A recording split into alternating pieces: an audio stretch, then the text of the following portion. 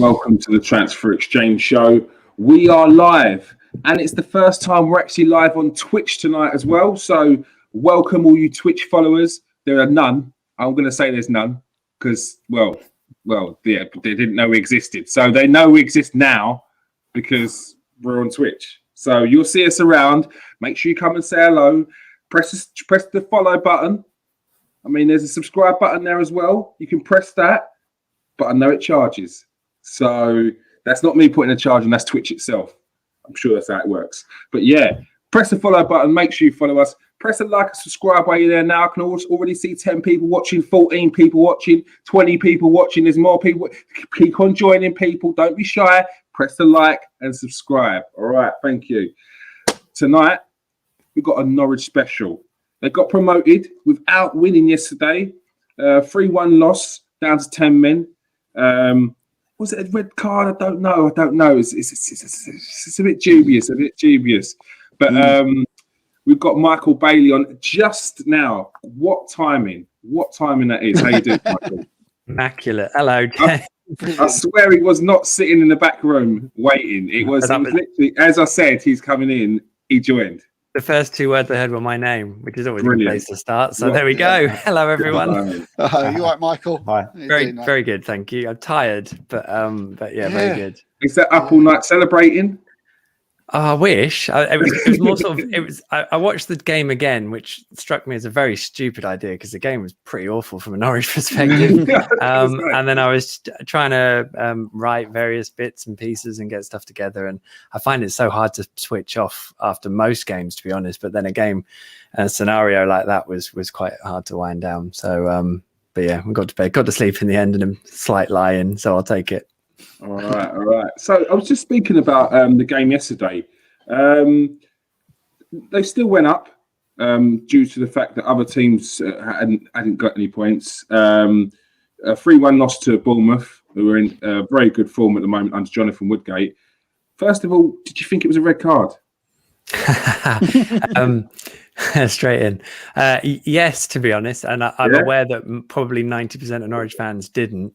I think it was unfortunate.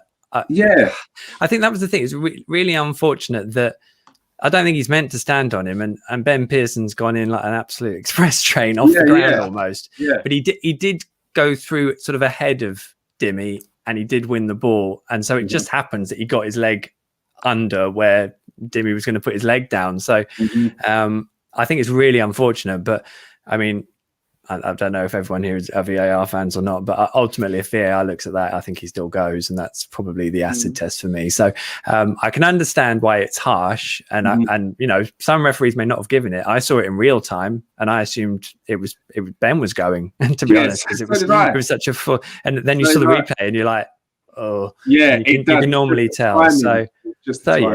I thought the problem with the referee from maybe my perspective was that then the decisions from then on were pretty chaotic, and that didn't really help. But in terms of the red, I probably don't have an argument with it.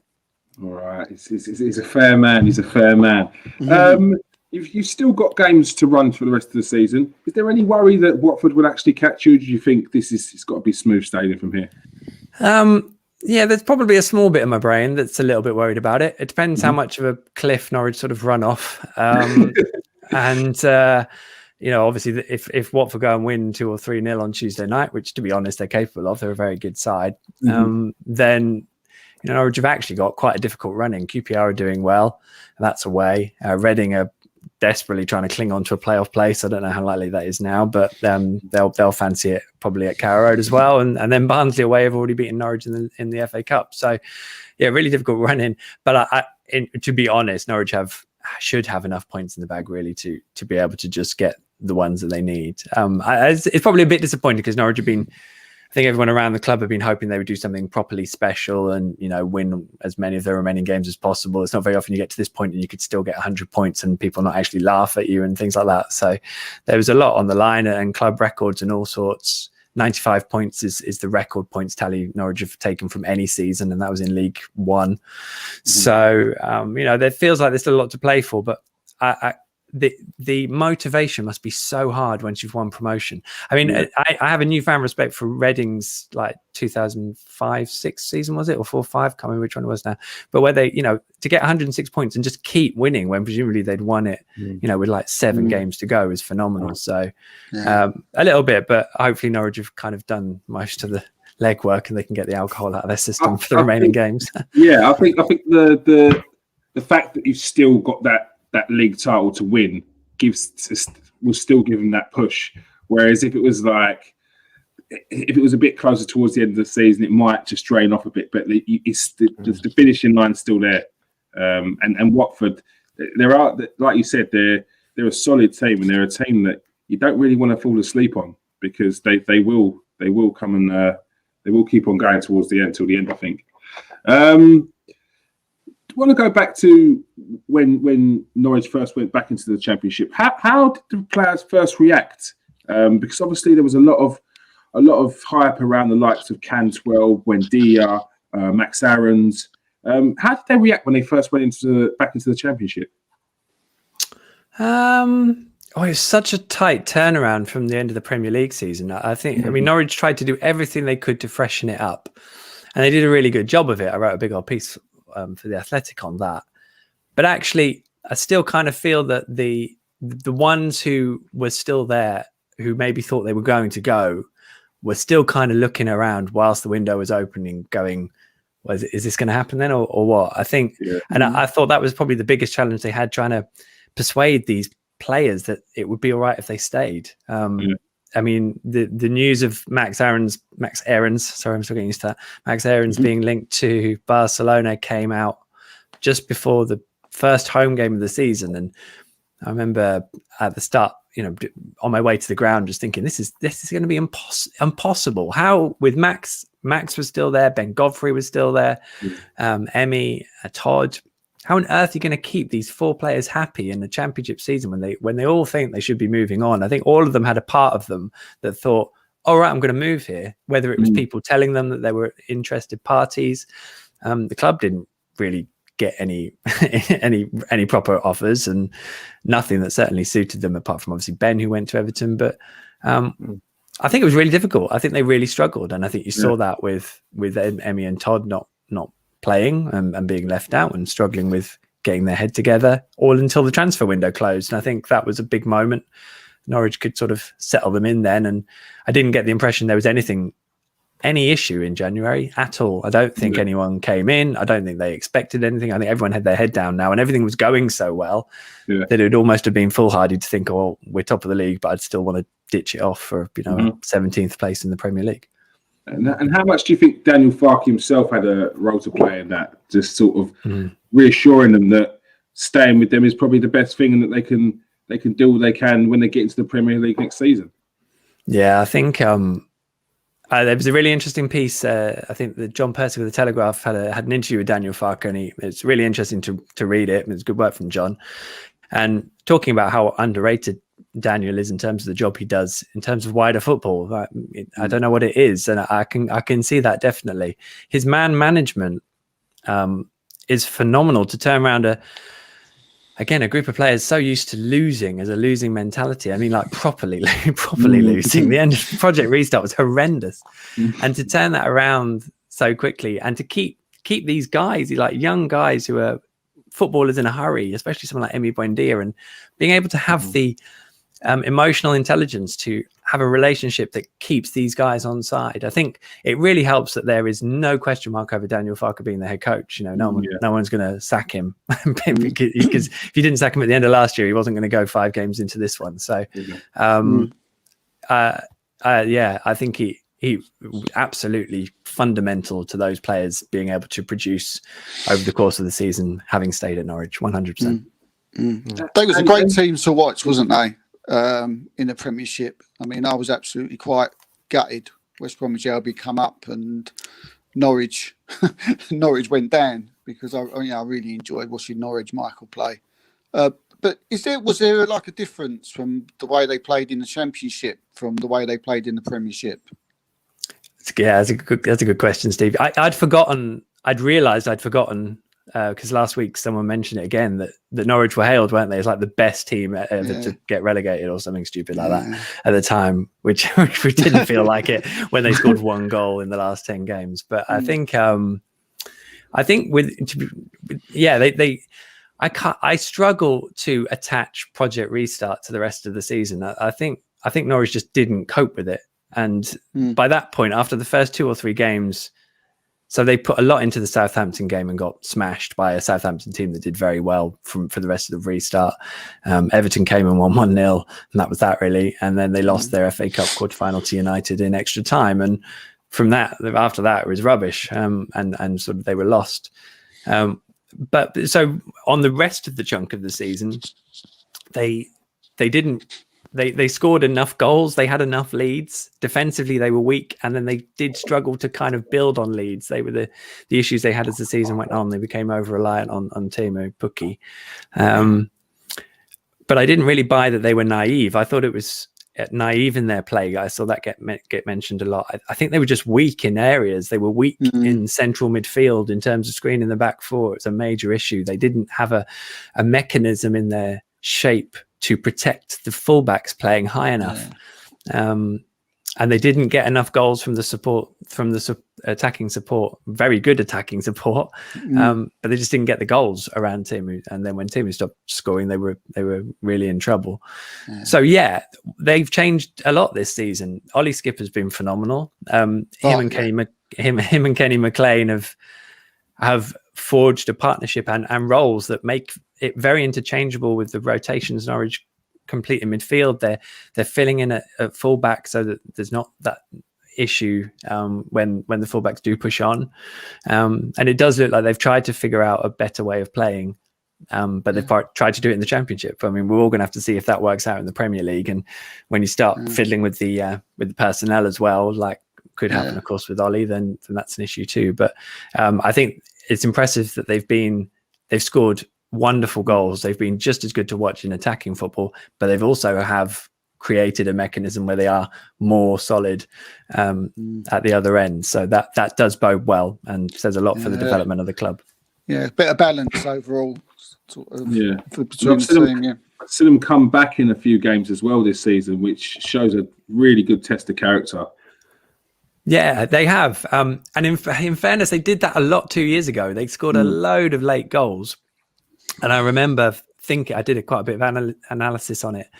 And I think Norwich spent twice as much time behind in games as Sheffield United. And when you got sort of 15 games into the Premier League season and Sheffield United were looking pretty comfortable and Norwich were struggling, you kind of thought, well, yeah, it's harder to come from behind in the Premier League, isn't it? So they have done that and they have scored the odd late goal. But actually, I would say it's the fact that they've scored a goal intended to then just dominate a game. I find that more reassuring going into next season. Yeah. Do you think that they've found it easier this time in the Championship, whether it's been a bit more smooth sailing than the time you came up in the Premiership last time? Yeah, there's probably a few facets to that. I think I remember at the start of the season, you always get asked for predictions, obviously, and normally it's like, well, hopefully they'll finish in the top 6. Do something really guarded. And this year, I was like, well, I think they'll go up. I think they'll win it because I thought the squad was good enough. I'd given them a bit of leeway last season, so the payoff for that was like, you're going to have to deliver this season. They'd kept most of their players. Financially, they were probably more stable than a whole Championship division that was pulling out its hair in terms of what was ahead and what COVID had done to them and the season. So I just figured it was all there for them. So I think I would say it's been a weaker Championship than 2 years ago. I think the 3 teams that came down are quite clearly the best 3 teams in the division, even though I think Bournemouth just lost their way, which is understandable. But I would probably be quite surprised if it isn't those 3 that go straight back up now.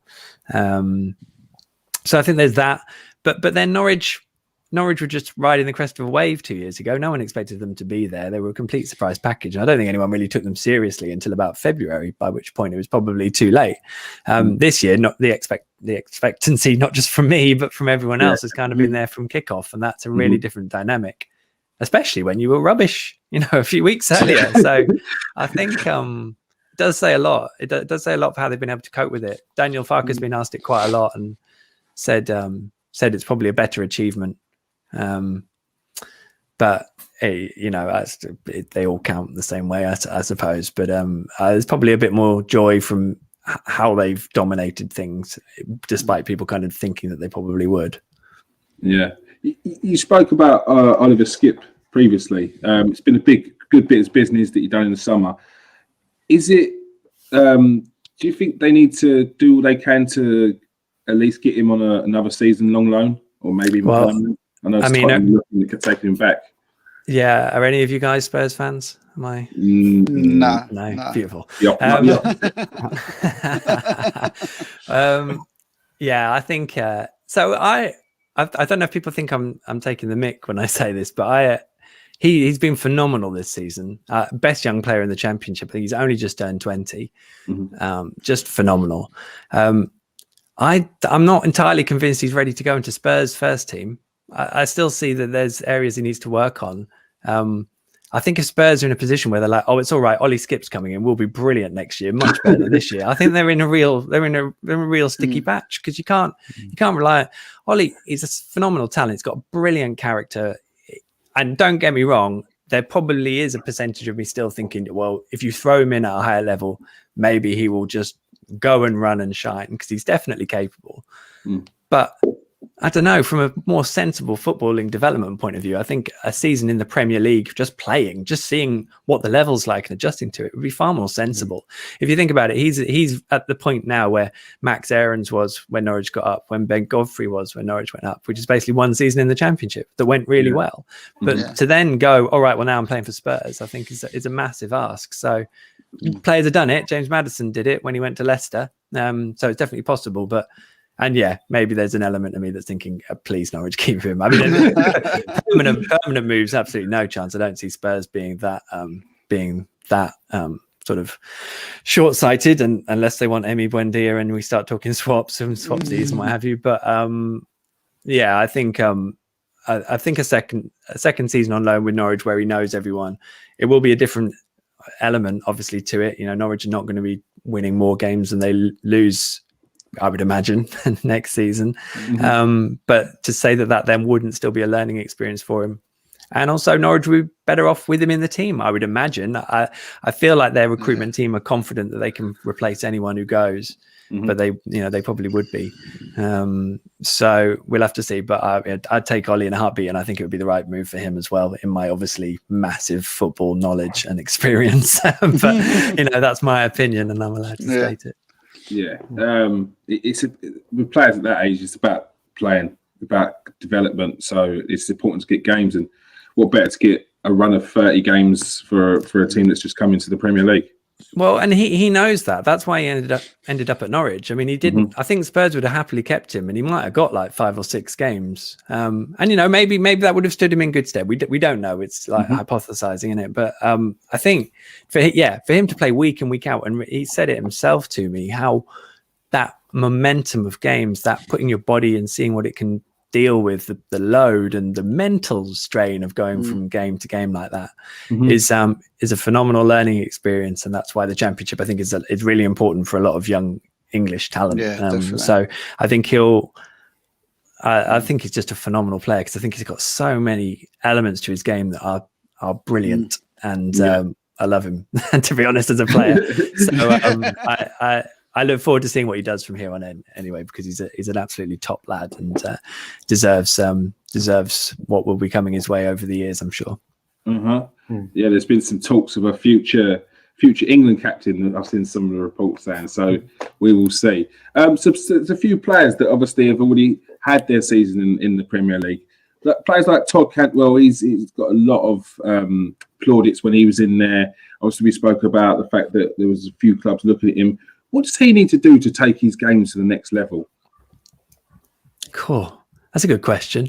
I'm almost interested to hear what you guys think about that, because I've watched them every week, and sometimes the external perception is different to how I see it. So, I mean, I think his use of the ball is brilliant. I've watched quite a lot of him recently as well. I spoke to him the other day, and I think he is able to really look after the football, and he can carry it really well too. And I think I would say he's probably been more impressive and certainly more consistent this season than even he was at the start of the Premier League. I mean, he started that season very well, phenomenally well, in fact, completely out of the blue for a lot of us, the level he was reaching, because he didn't really play that much in the previous promotion.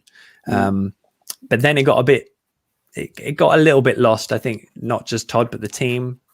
Before Project Restart, I thought Project Restart, he was at a level that was as good as anyone in a Norwich shirt. So I think there's the attitude is there, the drive is there, the hunger is there. I think he needs to feel loved and he needs to feel confidence. I think that's a big driver for him.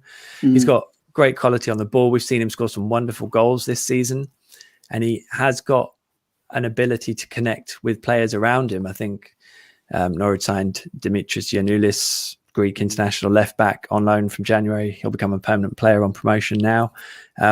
And it didn't take very long for them, for those two players to kind of find a decent understanding on that flank as well. So it's a curious one, though, because I feel like Norwich do miss a pacier option higher up the pitch than their fullbacks. And when you've already got Emi Buendia, Kieran Dow looks like a pretty good option at 10 now, and Timu, you're like, kind of want a winger somewhere as well.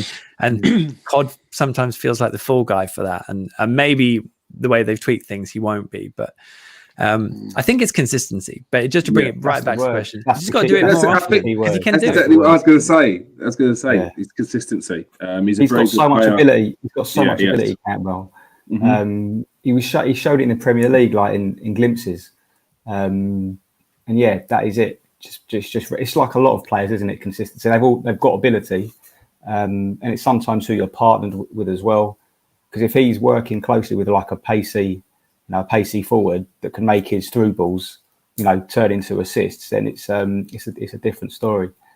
But yeah, great player, Cantwell.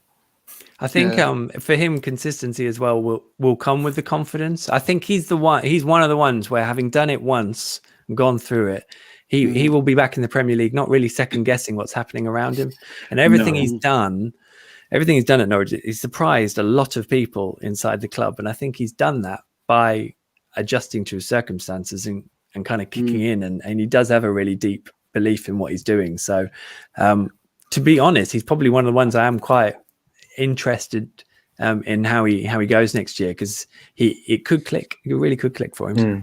We had like about a 25-minute chat about Todd a number of Norwich City players, and what we were saying about Campbell was exactly what Jerome said, that the guy's got incredible ability, and we was talking about how there was a lot of clubs that were linked with him, but we all, I think we all felt, and they'll tell me if I'm wrong, that we felt that it was best for him to stay at Norwich and go, stay with them in the Championship, learn his game in the Championship, because the Championship is a very, very tough league. So I think he needed that, and now he's coming back up into the Premiership.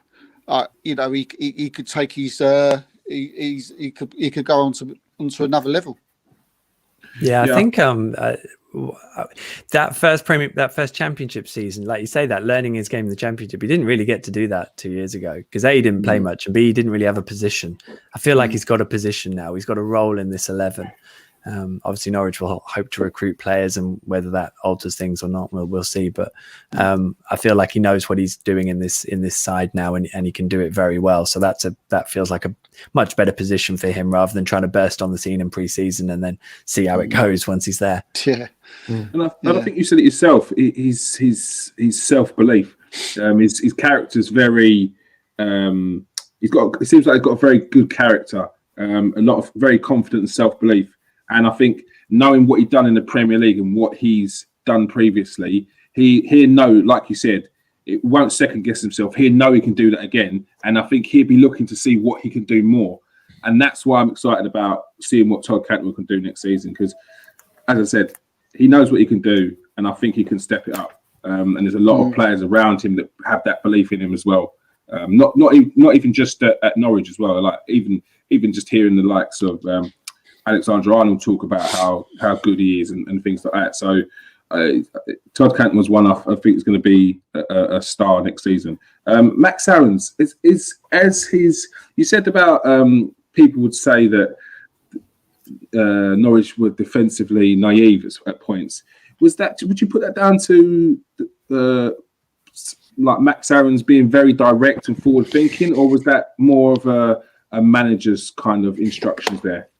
Yeah, I think people saw Norwich as naive because I didn't really agree with it because the fullbacks were high, and so therefore the centre backs were pretty exposed down the flanks, and your centre midfielders weren't able to cover the space. And I don't think Norwich's centre mid was good enough, so there were too many gaps. And I think they did really try to adjust that so that the fullbacks weren't quite as gung ho. And I spoke to Max at the end of last season, and he said how he was actually being told to try and rein it in a bit. I think.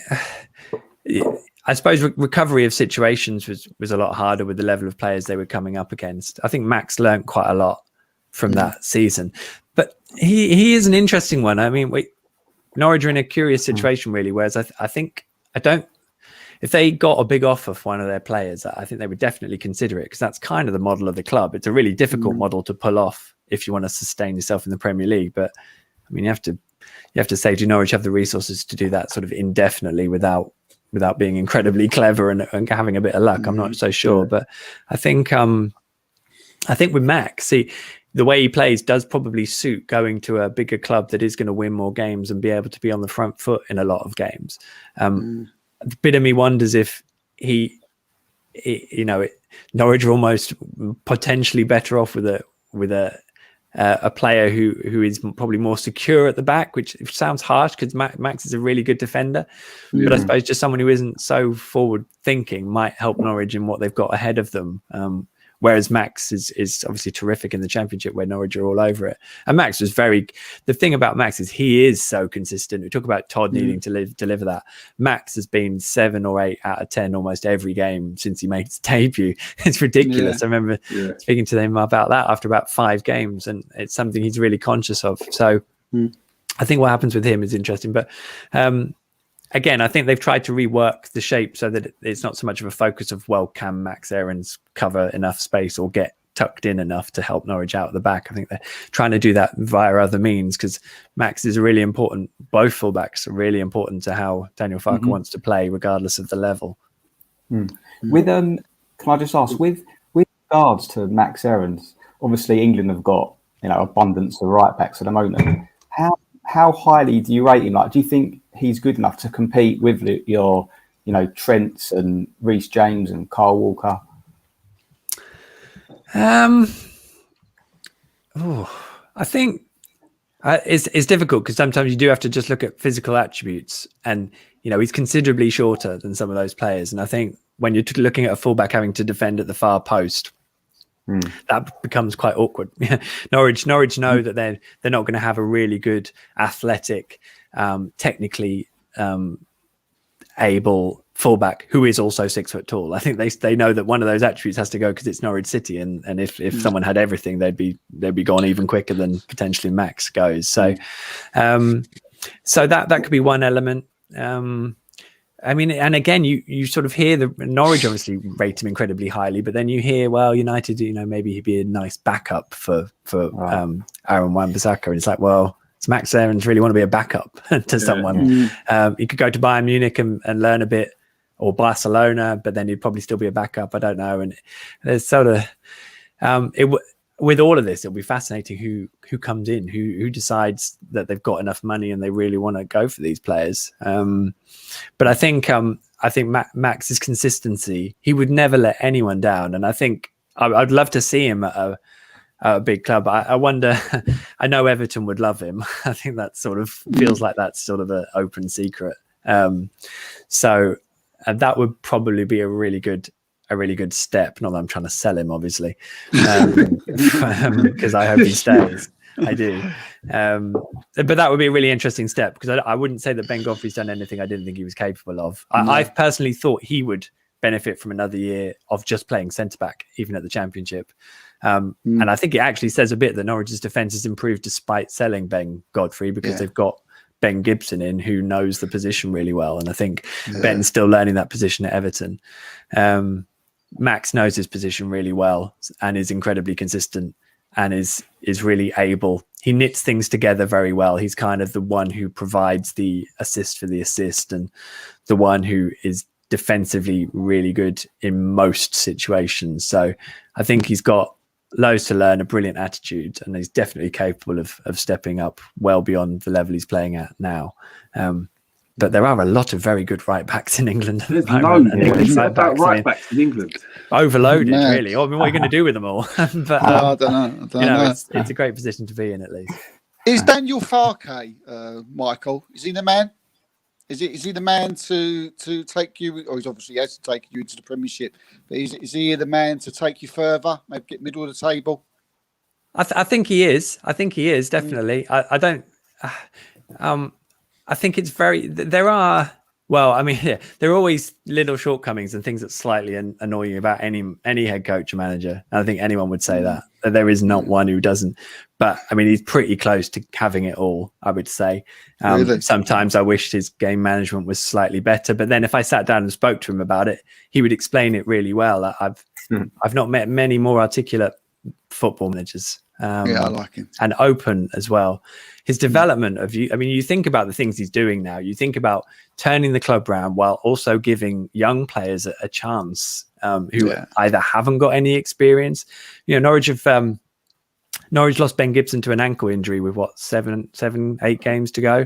They're playing an 18-year-old who in Andrew Omobamidele, who is hugely talented, hadn't played a senior game, and he's slotted in a treat. It's not just that he gives them a chance, but he gives them confidence. He keeps them in the side, and he teaches them what they need to do in his team, so that when they get there, they don't look lost. And sometimes he'll take his time with that, but everyone trusts him implicitly to when he's going to put them in. So a lot of it's going to come down to Norwich's expectations for next season and goals.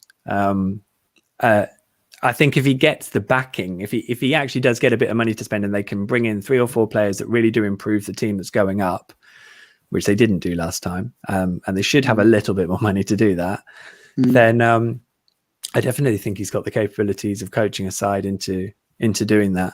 And he is one that I would like to think learned a lot from that Premier League season. And I think we've seen that in how they've gone about the Championship. So I'm kind of excited about it, because I think they're all quite quick learners. But we'll see. I think Steve touched it before. Do you think he's going to change the way he plays in the Premier League? Do you think? And what do you think he will change? I mean, I do. Yeah, there's a bit of me that really does want him to be slightly more pragmatic than maybe 2 years ago. Because I mean, there were games like Norwich led so many games at half time at Carrow Road and ended up losing. Honestly, they'd probably stayed up if they'd won them all, or held on to their leads. Silly things like 1-0 up at home to Sheffield United, and and they were excellent in the first half against Wolves. They 1-0 up until the last 4 minutes or something stupid at home to Crystal Palace. Just a litany of them. In those scenarios, I think they have to be more streetwise. There were times where they'd come out and they'd be really sloppy at the start of the second half. And that just loses you a game in the Premier League. You're all right in the Championship, but you can't do it. So I think it's those sort of things where hopefully they remember how relentless and ruthless that was. So I think they've worked on how they will play. I don't think they're going to change how they play, because I think they've found a pretty decent balance. They will need to evolve it. The other thing about Premier League teams is they are really astute. It is a different tactical battle. Teams pick up what your weaknesses are, and they literally work on how to take them apart when they play you. No one really does that in the Championship. They just sort of try, but it doesn't really work in the same way. So I think seeing that flexibility from him, I think there needs to be a probably more pragmatism and a bit more flexibility in what they're trying to do. I'd like to think that he's maybe learnt that, and then that obviously needs to couple in with a bit of backing, because if they don't improve the team again, then they will probably end up in the same position regardless of what Daniel Farke does. And he probably would be aware of that. He probably would be saying, you've not given me enough again. Sorry, everyone. So in a way, Norwich have got to kind of back him to, put him under a bit of pressure himself, because that's got to be the narrative of it. And I know he finished last season saying, we need a little miracle to stay up, and we didn't get it. He's already said twice in press conferences, there is no miracle this time. So he is kind of changing the narrative himself already. Yeah. Sorry, Uncle. Yeah, I think it's a bit of a worry as well. Like if they don't back him, that a manager of, Daniel's quality, if you like, that he possibly could move on. So, you would have thought that they'd give him money if they had any, sense to keep it. Yeah, you're right. He's a quality manager. Yeah, he really is. And again, it's interesting. I find it interesting if he is really underappreciated, or whether there are clubs who are genuinely, watching with admiring glances how he's done things. There is an elephant in the room at Norwich that both Daniel Farke and Stuart Webber are out of contract at the end of next season. Everyone's trying to stay quite relaxed about that, but the closer that gets, the harder that's going to be. And I think, backing is a really difficult thing. Like, I don't really believe Norwich didn't throw. I don't think Norwich had much extra money they could have thrown at things 2 years ago. I don't think it's like they squirreled it away. They probably opted to spend it on other things because they wanted to build the infrastructure of the club, because they hadn't really had that for a number of years. I think they wanted to go up to the Premier League and have something to show for it, other than Ricky Van Wolfswinkel's 3-year contract. So I think, you can't blame them for that at all. I think that's absolutely right.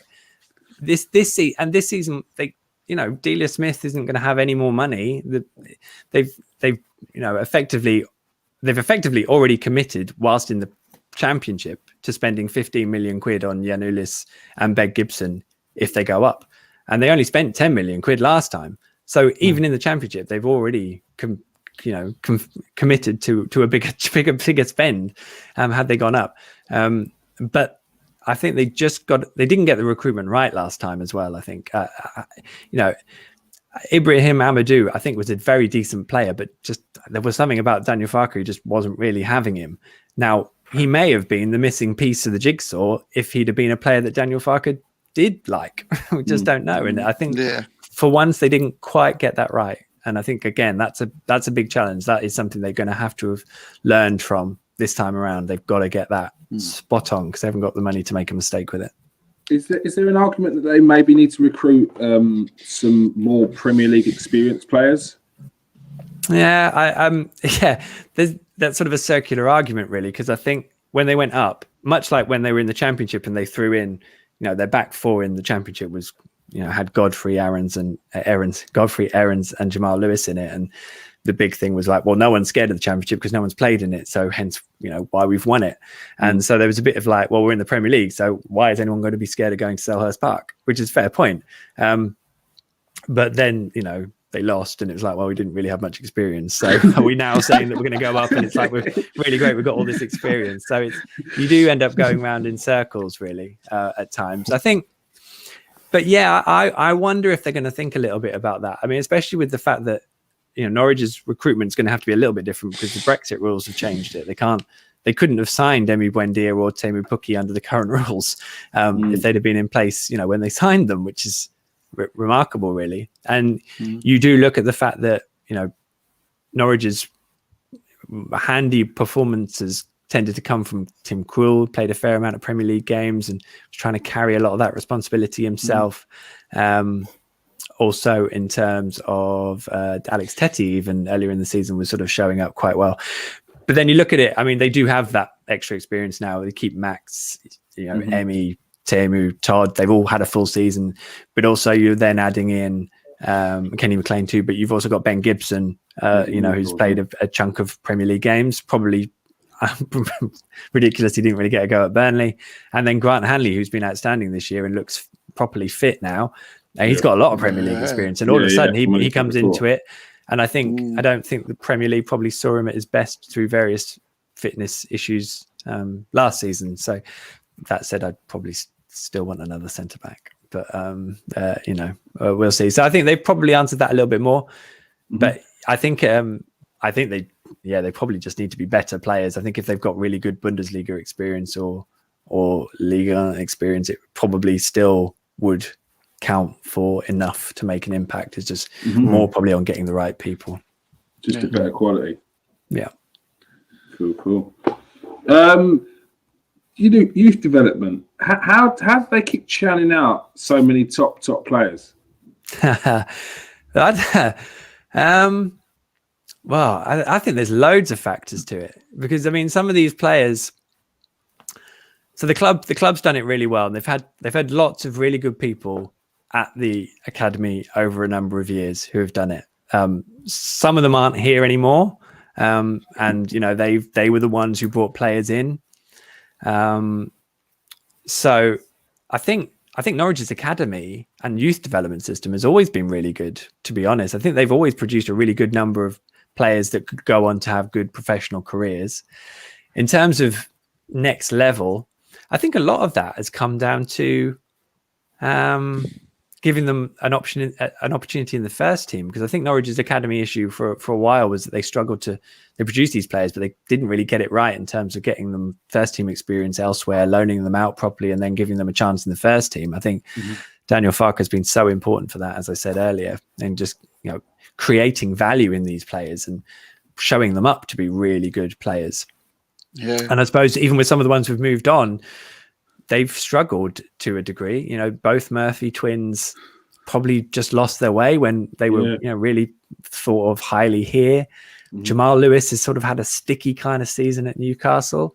It's not that Norwich overhype them or anything, but they give them such an environment to flourish in that not every club is like that. And as soon as you go somewhere for a lot of money, fans look at you very differently. So I think Norwich have got a wonderful environment for developing these young players. And I think that's great.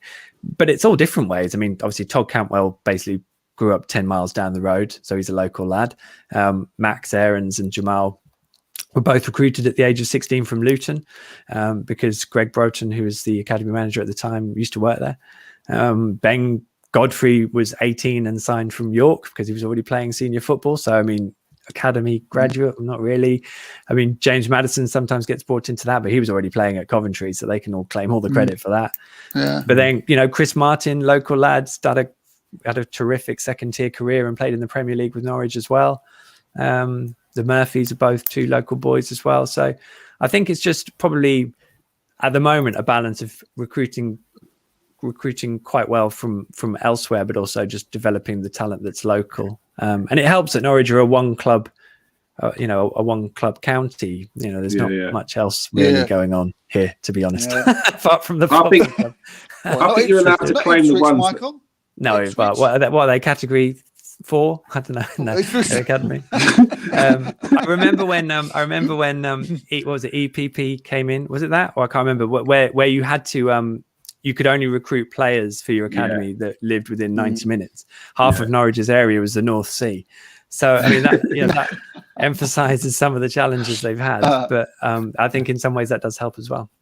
Yeah, I think you can claim the ones from 16. I mean, I've claimed all the ones that Arsenal brought in from 16. So I think you can have the ones from 16. There's still a lot you have to do from between 16 to, say, the first team or 20. So there's still a lot to do. It's finishing school, isn't it? And I completely agree. So all I'm saying is that it's a journey that involves lots of different components. And I think in a way, you take Max and Jamal at 16, that transition into the first team then is hugely important as a responsibility for you as Norwich.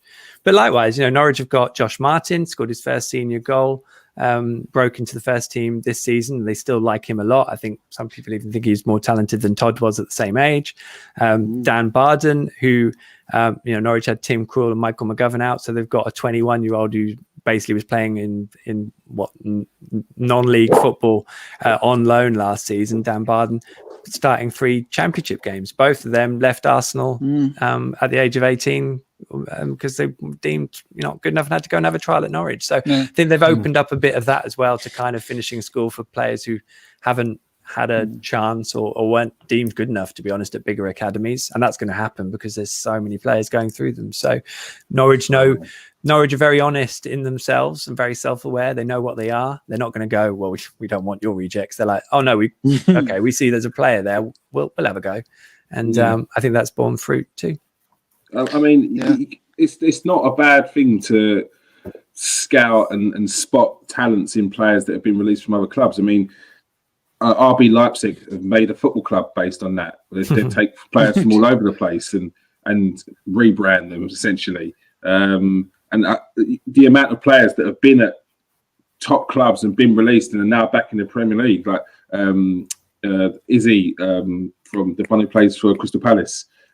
They got from QPR. He was at Arsenal as a youth player and got released, and he was at Millwall. His story's really good. So, I mean, there's so many players that one coach sees them as they're not good enough, but it's one man's trash is another man's treasure, essentially. Horrible way of putting it. it's that's what it is. Do you feel a bit more confident about being in the Premier League this time? Do you think? I should say yes, shouldn't I? I should say it's going to be different. You've got a lot of people watching. It's going to be different this time. Definitely. Don't worry, everyone. All you slagging Norwich off for being a yo-yo club. Completely different this year. I've got 10th, probably 10th with a late European charge. I was going to say that. I was going to say, I think you're being quite humble there. All those Norwich fans have just gone like that. I think the issue I have, and it's probably from following the club for so long. I kind of know what the story is in the Premier League. I know how hard it is. And that comes with a degree of muscle memory and baggage, to be honest. And hopefully the players are better mentally than I am as a journalist, and they don't worry about that sort of stuff because they can't. They've got to deal with it when they're there. I feel like Norwich are in a really good position to catch teams out who are just taking it for granted. I feel like there are teams in the Premier League who just take it for granted. And I think some of the fans do as well. And they're like, well, yo-yo club, what's all that about? You know, you can't be bothered to spend enough money when you go. But people have a lot of money in the Premier League and waste it. And now they're kind of realizing because of COVID and what have you that, actually money's now a bit tight or we're losing it elsewhere. And if people aren't doing things right or they've just lost their way, they are the ones that Norwich could catch out. But a lot's going to come down to the two teams Norwich go up with. They've got to finish above them. They've got to be stronger than them. They've got to, regardless of the excuses and reasons that they had 2 years ago, they've just got to find a better way. And, you know, for all the talk of infinite game and that Norwich are about a bigger picture, I think it would be quite a difficult relegation to deal with if it came again just off a one-stop wonder. I think it would, you know, it's winning the championship is not a God-given right, and Norwich would be in danger of maybe thinking that, we've gone down, so we'll just go up again. It doesn't really work like that either. So I think it's a really important season. And as I said, they're quick learners. So everyone at the club deserves faith from the supporters that they learned from 2 years ago. And at this point in time, I feel quite excited that, be it the style on the pitch and the tactical framework, the players who played 2 years ago, the recruitment that's going to happen, all of that, the resilience needed. I just feel like it'll be really interesting to see what they've learned. I'm quite excited by that.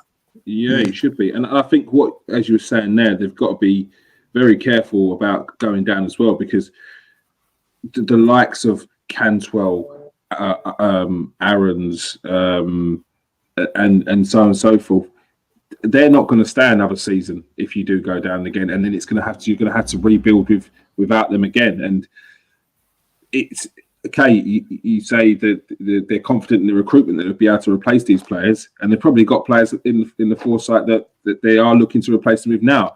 But it's nothing saying that. It's nothing doing that. If they were to go down, so it's stay up basically. Because the pressure on. Can you keep the players that are coming up from the championship? Can you keep them for next season? I think I find this really difficult. A bit like 12 months ago. I think just depends who wants them. Norwich. I think for kind of what was said then. I think Norwich may view selling one or two this summer, if they get the money or the offers in, as sensible, because it it stops a position where you might have 3 or 4 all going at the same time, and you bank the money, and then you've got some fresh ones in who are starting from a different point, rather than getting to the end of the season and all of a sudden it is Todd, Emmy, Max, and whoever else, So there is maybe that element, but it's difficult. I mean, I struggle to see Norwich prospering beyond what they've done this season without Emi Buendia. I think he's such an important player to what they do. But then, I think Norwich would see him as a £40 million player. Don't think Arsenal were going to get anywhere near with 15 million quid. But what does someone bid? What does someone bid for him, and who is it? I feel like I have these conversations. Like, I think Norwich sold Ben Godfrey to Everton happily because of the narrative that provided of going to Everton. I'm not entirely convinced had Fulham come in with the same bid that they'd have been as tempted, because it'd have been like, well, we're only selling him to the team that just went up.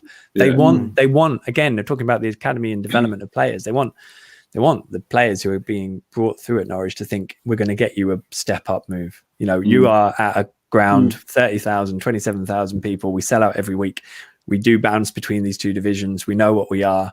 If you do really well here, you can get a move to a 35, 40,000 seater club with hopes of getting into Europe. That's essentially what Norwich want to try and sell. So likewise, if those moves do come up, and I don't mean Barcelona with an option to buy after a loan, which was insulting, to be honest, but if proper options come up, Norwich will be like, fair enough, we've taken you to this point, off you go, good luck to you, and we'll hope you thrive with wherever you go. And we've got another one somewhere, hopefully. What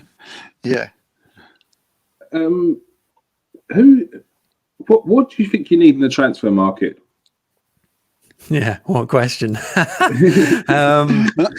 Well, it does obviously depend on who goes. So if anyone goes, I do kind of feel like they need another striker. Which is a tough ask. A lot of pressure on Pookie.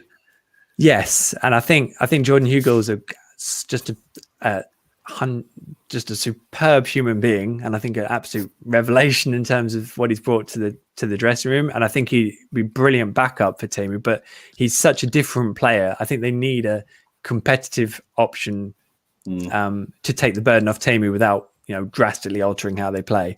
So I think they need that.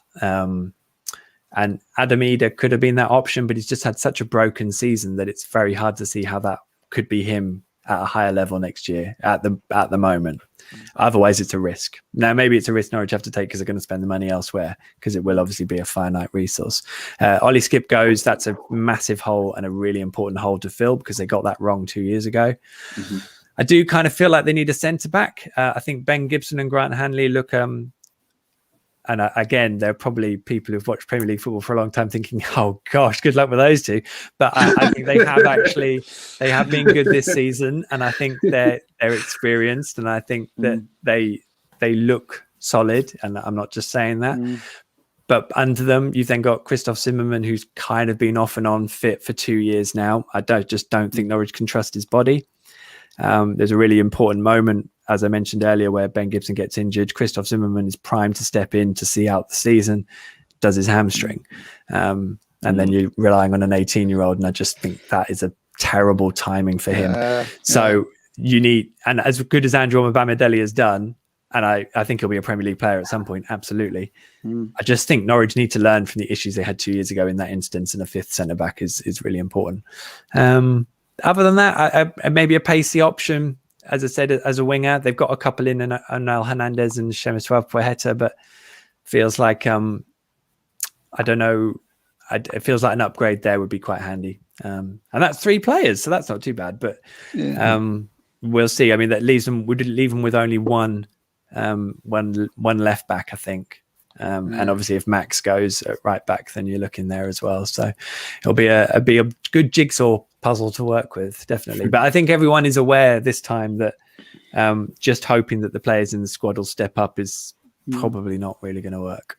The 2 Sheffield United centre-backs are going to be out of contract in the summer. They wouldn't be a bad shout. Is it Basham? Yeah, and Baldock, is it or Egan? I forget what his was now. No, I like Egan. I like Egan a lot. They're going to be... I thought that would be a good shout to stick in, and they're very experienced Premiership. I mean, that first year they come up, I think they was the reason why they got where they was. You know, they finished 10th, didn't they, in the end? End the contract, going in the Championship, get Delia on it. Well, I must admit, I'd spent all season thinking I'd love Arnie Danjuma. I think he'd be a wonderful signing. And he was sensational at Carrow last night. So everyone's saying it now. So it's not even a secret scouting mission. And he's not really a secret scouting mission anyway, because he's a proven player anyway. But I think that's the sort of thing that Norwich have got to look at. But I mean, yeah, that would rely on Bournemouth not going up and then finances, and it probably isn't even possible. Even I get a bit carried away. But I mean, who they select is going to be fascinating. I can see them still being from foreign markets, but one maybe that the Brexit rules allowed. I think Giannoulis coming over from the Greek league is probably the sort of thing we will see them exploit, and then maybe some South American angles as well. But we will see North America. So if there's one player you could take from the Championship, who would it be? Yeah, it would be Danjuma. That would be the one, I think. He's awesome.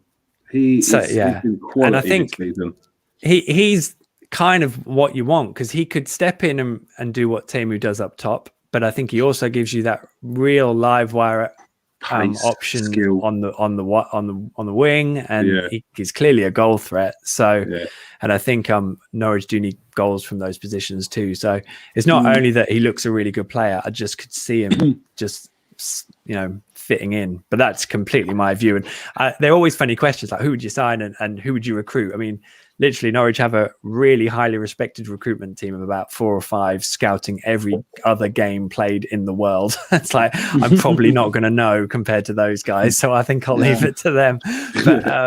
But yeah, I think, I mean, Brentford have got some lovely players too. And clearly Ivan Toney is, but I mean, they're just not in, just I was not just about to say him. I'm just about to say him.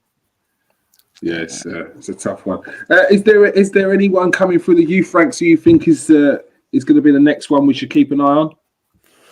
Yeah, that's a good question, because it does become harder. I don't think Norwich have done much promoting from the academy when they've been in Premier League level. I think it becomes really hard at that point. It's different having brought them through. Todd was probably quite a rare example, because he really stepped up at that level, having and didn't he go out on loan struggled at times. Hey, sir? He was out on loan in Holland as well. Which is a really crucial moment for him. I think getting that experience away from Norwich helped a lot. It was a really, really astute bit of business from all involved, that was. But I think probably I would say Andrew Omobamidele, from what he's done this season and from how raw he is, I think he's a phenomenal talent. I can see so much good potential in him. He looks, I mean, I'm talking like Ben Godfrey, bit levels of talent in Andrew. That's what I can see. Ben looked a wonderful player, but he also looked like a midfielder trying to learn to play centre back. And I think what I see in Andrew is a player who is, he's come through as a centre back. That is his role, and that's what he'll do. And I think he looks a little bit more secure in that position, if that doesn't sound too. I mean, I'm obviously not belittling Ben in any way, because he's I have no surprise in terms of what he's gone on to do at Everton. I think it's lovely and was entirely predictable. But I can see Andrew going on to good things if he keeps himself together and keeps doing what he's doing. So although it's not a secret, he's going to be one to watch, definitely. I think there's a few excited Irish people already. Yeah, definitely. I'll be keeping an eye out for him then. All right. Michael, thank you for coming on tonight. It's been a quality show. Brilliant. I enjoyed it. Thanks for having me, gents. It's been a while in the making, so we timed it quite well in the end, Steve. We did. I said that perfect timing. It was a great to have you, Michael. Brilliant. Plenty of more when you're in the Premiership.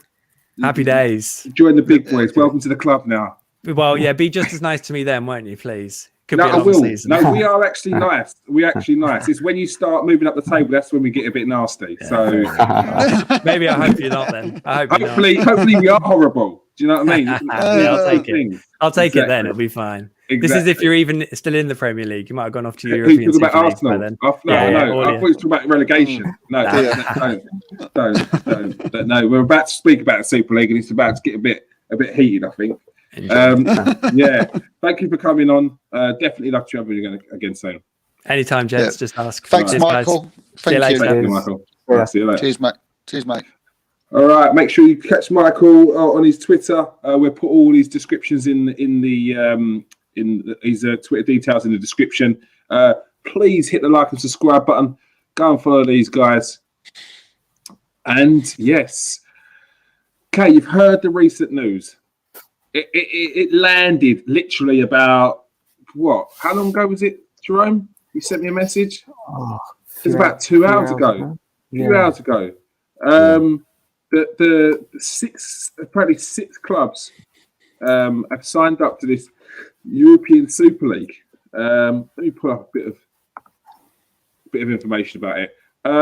So share my page because that's what we can do now. All right. So, boom. European Super League, UEFA and Premier League condemn 12 major clubs signing up to breakaway plans.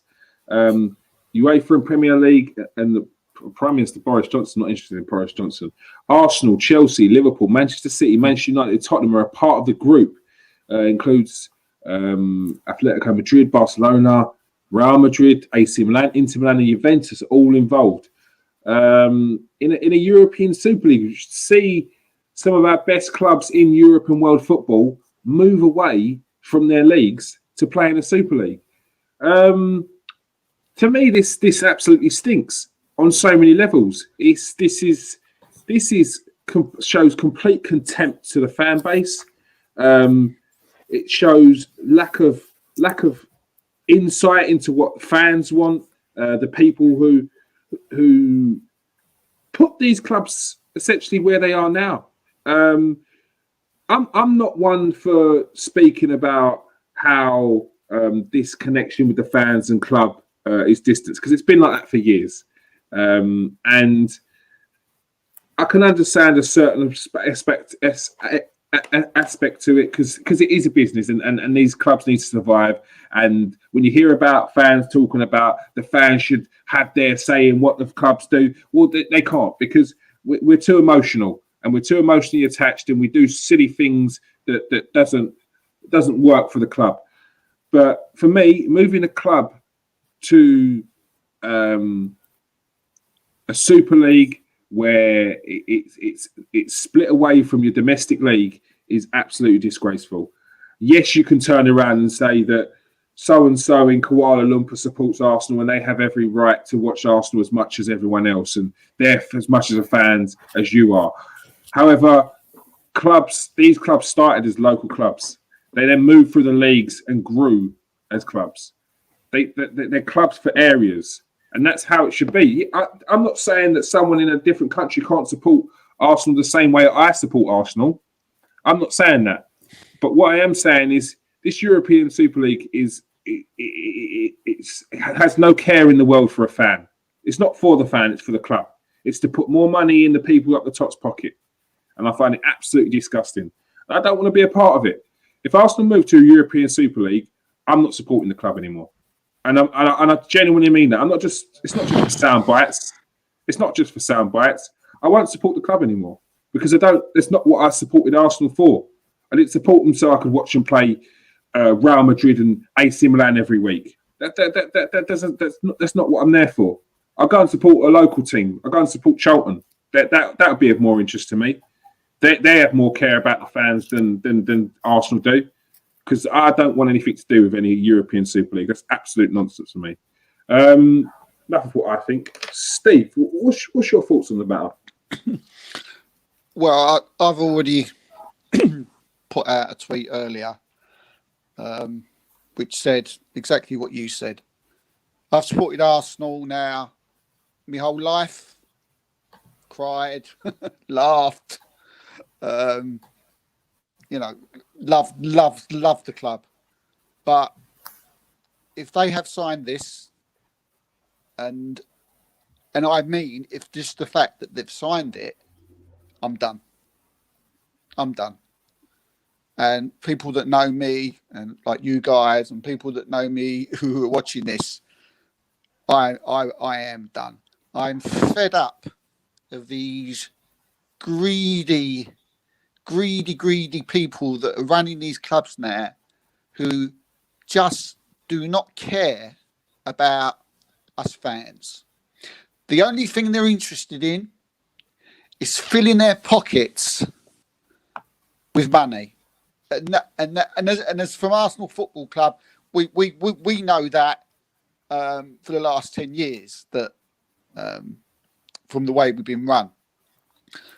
But to have the contempt when you look at the grassroots football, when you look at the state of what the non-league is in at the moment, where the clubs are closing down, when you're getting players that are playing for nothing because they love the club, when you're getting people who have supported clubs since the day they was born, and now they just want to push them away and just kick dirt in their face. They want there's the history that the clubs have got, the history that Arsenal have got, the history that Manchester United have got, the history that Liverpool have got. I'm repeating some things what Gary Neville has already said, but it's the true words, and it has to be said again. They don't care. They do not care, and I applaud, and I tell every bit. Well, I don't tell, but if anybody's got any love for their club or any love, or not necessarily love for their club anymore, but for football, they would just walk away. Just absolutely fuming. And I'd like to give a big round of applause to Bayern Munich and the Germany clubs who haven't signed it. And that tells you about something about England and Germany now. That says a lot. That says a lot. I didn't know that. I'm fed up. I'm fed up with Germany this, Germany that. Well, I'll tell you what, Germany do things the right way. They look after their kids. They look after their club. They bring their people through. They're not made of money, right? Bayern Munich could go and do the same. They could go and buy any player in the world. They can go and get Ireland for 150 quid. They've gone up to, will you sign? No. We care about our clubs. We care about our football. We care about our league. I will go and support a Bundesliga side. That's what I'll do. And because I know they love their football. And I'll go and watch non-league football. I'll go and watch our friend Joan play. I'll go and watch Hendon play at Leeds. That's where I'll go. Because I'll tell you what, I'll say it once more, I'll say it again, and I promise you, if at 9:30 Arsenal are on that list, and I see that they've signed it up in the next 20 minutes, I'm done. I'll be done as an Arsenal fan. Yeah. Jerome, you brought this to my attention, and I felt that it's a brilliant idea to bring it up on the show. What's your feelings about it? So obviously we talk about a lot of different topics. We have lots of different conversations about the whole world of football. I know we all we agree, we disagree, and we have certain feelings about things. I think when you actually think deep about what this would mean and what would happen, I think the general feeling is one of, you can get quite angry about this. It's a real topic. Yeah, but I think, like when Gary Neville spoke earlier, you could hear like he was giving his opinion, but he was angry. He could have lost it on live TV when he spoke about it. Like, I thought he could have very easily said a few like naughty words. Being obviously an Arsenal fan, Arsenal like to pride themselves on being like a classy club, and I don't think you can call yourself a classy club if you're going to move away from the English Football League. It's just that it's outrageous, really, when you think about it. I mean, just off the top of your head, you would lose. I mean, you'd lose so much by joining this Super League, but little things like you'd have no more West Ham Chelsea games, you'd have no more Liverpool Everton games. It's just, and that's just something little, really. But yeah, like Steve said, the only thing that has crossed their minds is money. That is the only thing they've thought about, because if other areas come into your head, this is a no straight away. Honestly, if you think about it, no more of those 6 teams ever playing in the Premier League again. Yeah, I mean, it doesn't even bear thinking about. And not only that, you're losing the element of competition. Like, you wouldn't get like things like Leicester winning the league, and they can go into the Champions League. It ruins everything that a lot of things that people like about football that have been passed down like the generations. It just goes against everything that we've been brought up on. It would be like a new sport. It'd be like a new sport, and it'd be like we've lost the sport that we all love. And that's not even thinking about, say, for fans, half of their away games would be in Europe. How are people going to be able to afford to go to away games for their clubs? I mean, and that's just a very little part of this massive topic. It's an important part. It's a massively important part. Like to not even have a thought of how is your local fan going to be able to watch your team away from home. Now, in their head, this is my thinking. In their head, they're thinking, well, we've got fans in Spain. So all the fans in Spain that we have of Arsenal fans now have an opportunity to watch Arsenal, not in the Champions League, just in a normal game in Spain. But I just don't understand how they're separating these clubs in these boroughs, in these areas. That's a massive part of it. The local players playing for their local club, fans from around the area supporting the club that they're brought up near. This is all part of it. Having that team in a UEFA Super League where they'll only bare minimum see half the games, and if these people are going to be priced out of them games, there's no way these are going to be normal price games for a Super League game. Like, come on. Like we speak about youth players a lot on this show, and if you're a youth team player, I mean, how good have you got to be to get into the first team of a team that are going to be in this Super League? You got no chance, because you're going to be competing against those sort of teams every week.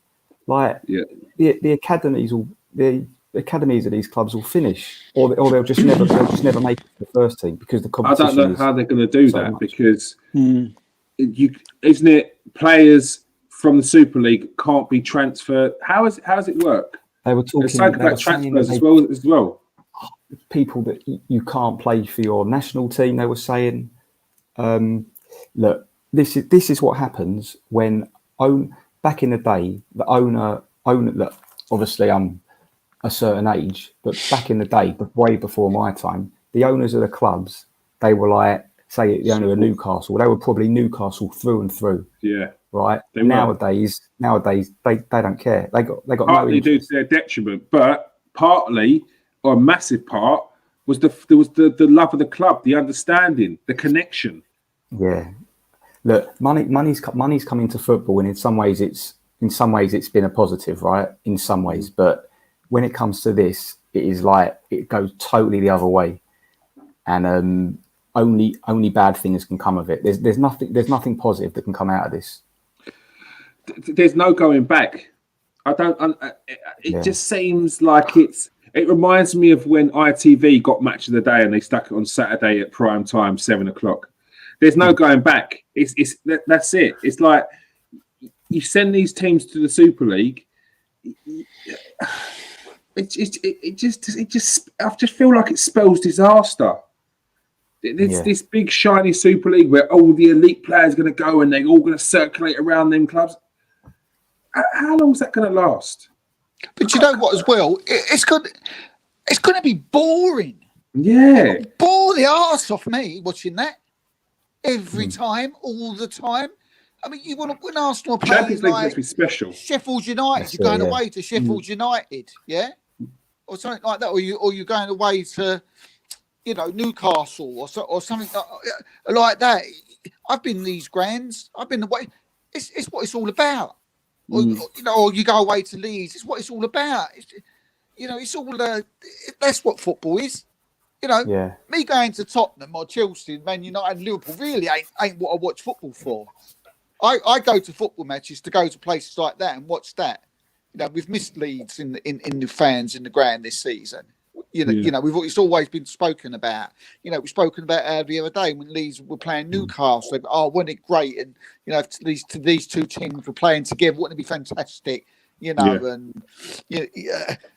Or even things as Drones already said, the Liverpool and Everton games, and you could go on. You could just roll them off, and that would be no more. That would be no more to watch Arsenal play Atletico Madrid every 6 times a year. Yeah, that'll get a bit dry, and that's the one. But as I said there, it takes away that sense of achievement. You just because you're getting into this Super League because you bought yourself into the league. That's how it is. You bought yourself into the league. Because if we're talking about, it's not nothing to do with the top 6 because Arsenal ain't in the top 6, so it's got nothing to do with being. It's about the elite status. But where's the sense of achievement that Arsenal have now reached a Champions League spot? Where's the sense of achievement that Arsenal have got to play these Real Madrid and Barcelonas? We just brought ourselves into it. Where do these other clubs go? Where do they sit in the realms of playing in a Champions League or striving to get into Europe? What do they have for them? It's selfishness of the 6. They do not care about anyone else. They try and fob off these championship clubs with money and say, look, we'll give you money because there'll be more. It's every single step of the way it's shrouded in this secrecy and these backhand, as it feels like. And it's absolutely disgusting. Absolutely disgusting. What did they think? No, what did they think the reaction was going to be? They don't live in the real world, do they? They're not in the real world. These 6 people that have signed up for it. What I mean, are they that's thick? That's stupid. That they think like 6 clubs that all the fans who have gone through all this history and took their kids and grandkids for the first time are going to go, oh, brilliant. That's great, isn't it? I mean, this just shows you the type of people that are running our top football clubs. Yeah. They're brainless. They haven't got a clue.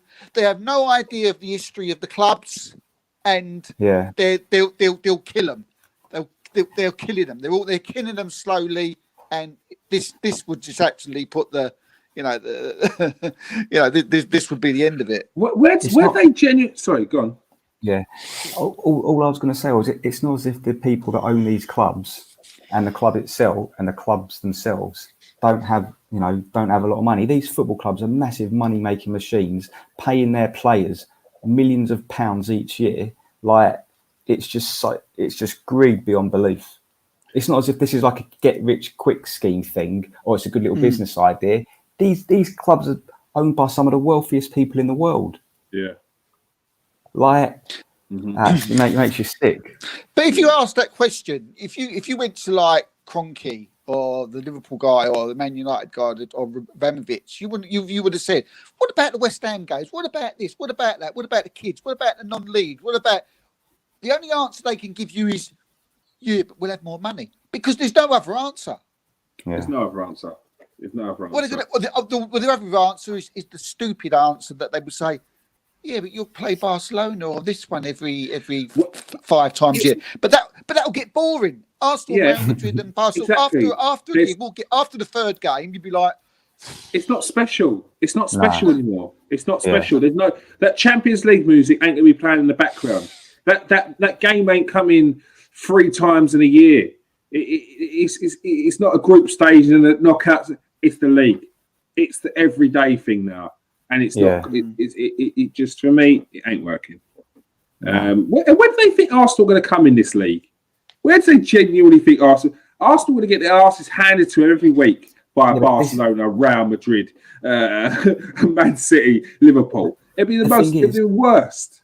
The thing is that the competition side of it, where they're going to finish. That hasn't come into their thoughts. It's just how much money is this going to bring in. They don't care about where they can come bottom, but if they're going to earn 400 million euros a season from it or whatever. They don't care where they finish. I mean, the Cronkies don't care where Arsenal finish now, and they're just in the normal Premier League, right? They don't. They don't care.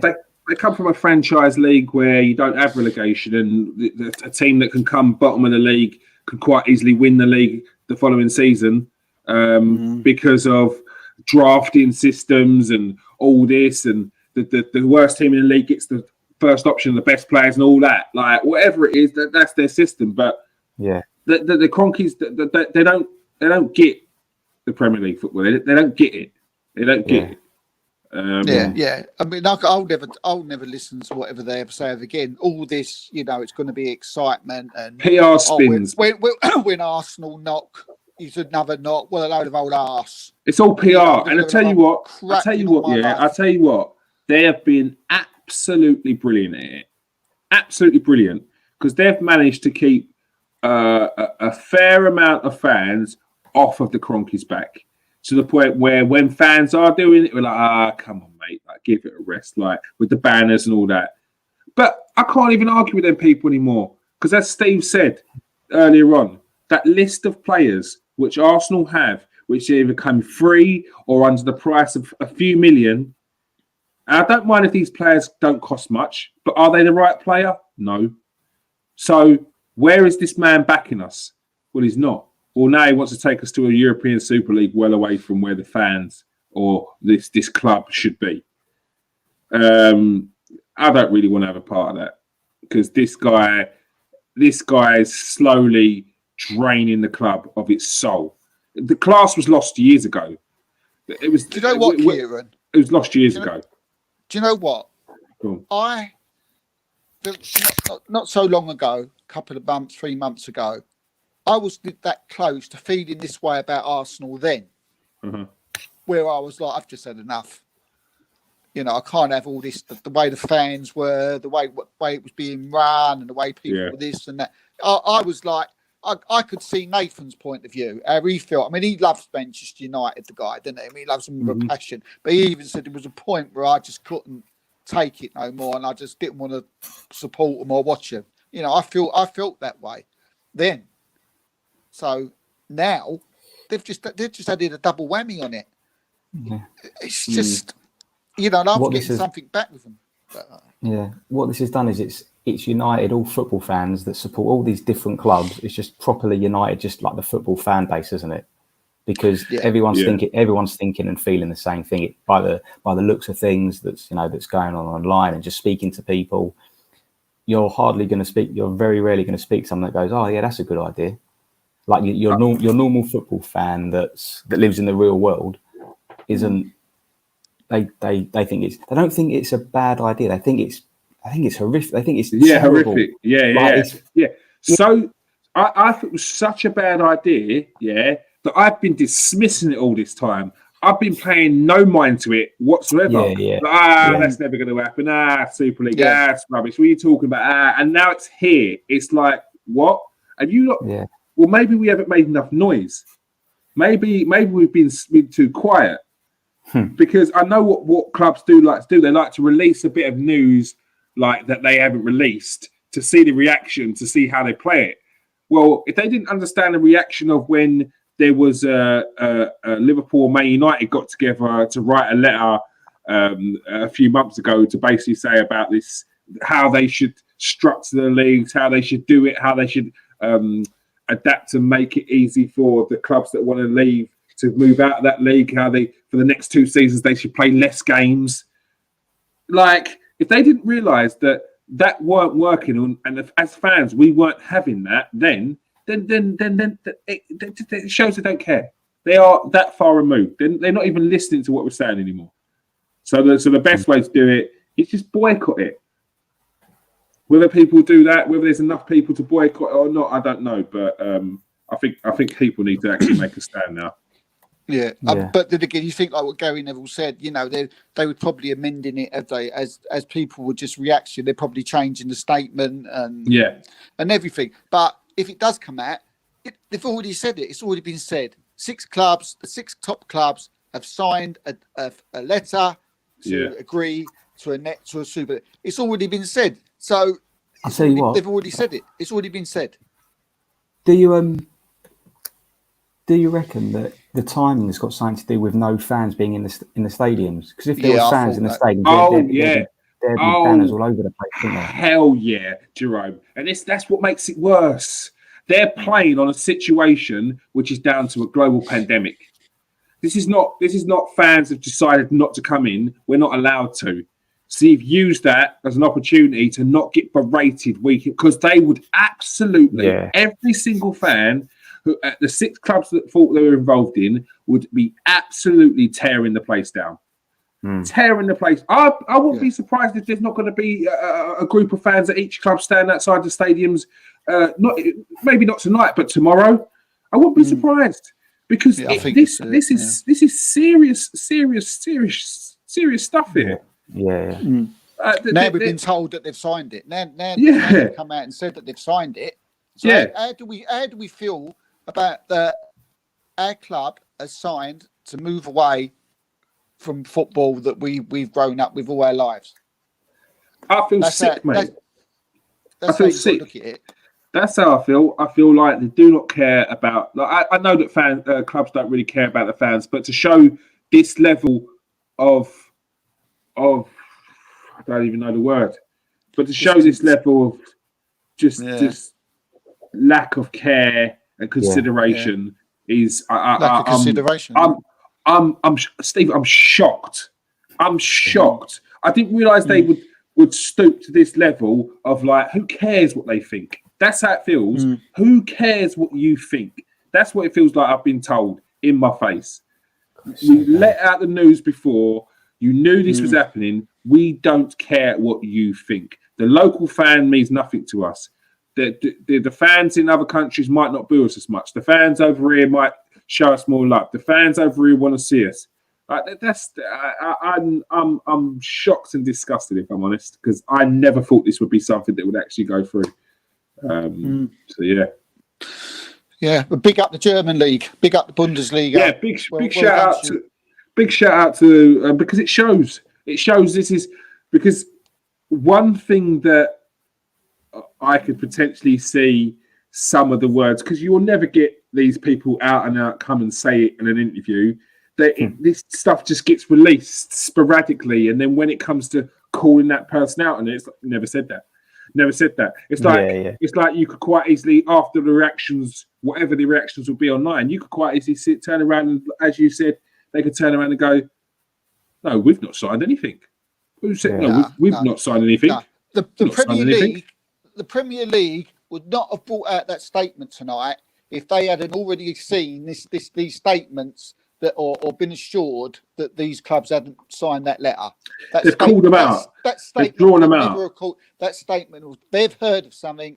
They're not going to bring it out on a guess, right? Yeah, the Premier League. This is their firing shots. This is their shots. Their first shot fired. We're calling you out. You signed something to say that you're going to be going to a Super League. Yeah, that's going to impact us and our league and the money. Yeah.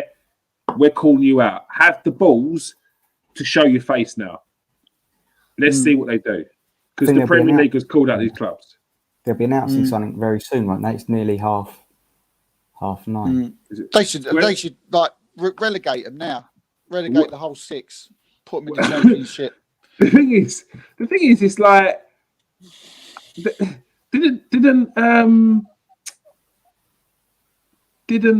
did you say that internationals would be an issue? There was something to do with you won't be allowed to play for your international team or something. There was I need to go back and have a read exactly what it meant, but there was it does affect international being able to represent your country.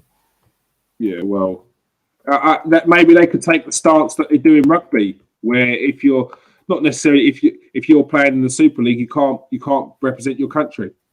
Like in rugby, where if you're playing outside of England, you can't represent England. Now, I'm not saying people out of the country can't represent England. I'm saying this specifically to the Super League. But then do you get into the realms of no, I suppose that's not. You're not getting paid for it, so it's not going to be a European court of law issue kind of thing. If these clubs want to make more money, go and produce some products that people want to buy and do it like a proper way. Don't like players around. Produce some players, buy some players. Yeah, like the good old days. I don't know. Produce some pens or mugs or something that people are going to buy. Don't start mucking around with the whole infrastructure of the league system. Mm. Yeah. But if the FA turn around and say, like what you're talking about, I'm not too sure, what's been said about not playing for your country. But how are the players going to react if they say, well, you're not playing for England or you're not playing for your country anymore? We'll just sort out the ones we've got left in the league. You're not playing. Yeah. Just by going through some of these responses, just typing in Super League, it's a resounding no from everyone. I just don't know who's agreeing to this though. Like, where are they? Who is agreeing to this? Who is looking at any of the responses of how this is, and they're saying, do you know what? This is what the fans want. This is what people want.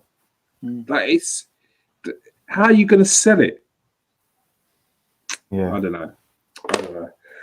Well, we'll as soon as we find out some more news on this, we're gonna continue this. Maybe even throw a little hour show on it. Once we get more of an update and more information on it. Thank you very much for joining us tonight, Michael Bailey, Norwich correspondent of the Athletic Top Show, quality guest. Thank you very much in the comment section. Everyone, there's quite a few people here, a couple of Norwich fans there. Thanks for joining us tonight. Make sure you hit the like and subscribe. Everyone on Twitch you watched, thank you for watching. If you did watch on Twitch, I'm going to find out soon. Thank you, Melvin. Thank you. Boris said, this is not a good idea. Well, it's the first intelligent thing Boris has said in a while. But yeah, 100% right there. He probably was waiting to see what everyone else would say. And then 100%. 100%. General consensus is no Super League. All right. Thanks for joining us tonight, Jerome. Yeah, pleasure. Cheers, lads. Thanks for joining us tonight, Steve. Yeah, pleasure, everybody. Thanks you. And everyone else, thanks for joining us. Make sure you join us on Wednesday night for the transfer roundup. Plenty of exclusives, plenty of news there. Plus, we've got more under-21s gems coming out, and we've got some unknown players or players that you might not know. Don't forget, if you ever have got players that you want us to check up, I will be checking up Andre. That is going to be one hell of a name to pronounce, because then I scribbled that down. But the Norwich defender that Michael was talking about, Jerome's going to have a little look at him, see what he's saying. And he's probably going to spend about 3 days trying to pronounce his name as well. Thanks for joining us, everyone. Peace out.